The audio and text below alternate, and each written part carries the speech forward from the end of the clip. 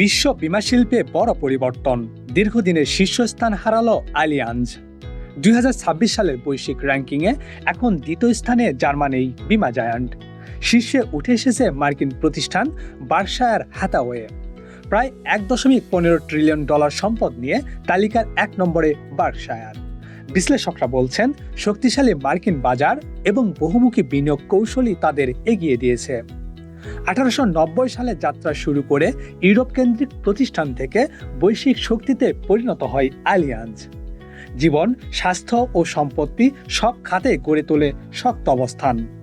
2025 সালেও শীর্ষে ছিল আলিয়াঞ্জ। তাদের সম্পদ ছিল প্রায় $1.9 ট্রিলিয়ন, কিন্তু 1 বছরের ব্যবধানে বদলে গেছে হিসাব। তবুও থেমে নেই আলিয়াঞ্জ। 70টির বেশি দেশে কার্যক্রম, কোটি কোটি গ্রাহক, উচ্চ ক্রেডিট রেটিং। ডিজিটাল প্রযুক্তি, কৃত্রিম বুদ্ধিমত্তা ও টেকসই বিনিয়োগে জোর দিচ্ছে প্রতিষ্ঠানটি। বিশ্ব বীমা খাতে শীর্ষস্থান নিয়ে প্রতিযোগিতা এখন আরও তীব্র। Rajkiran Das, insurance news BD.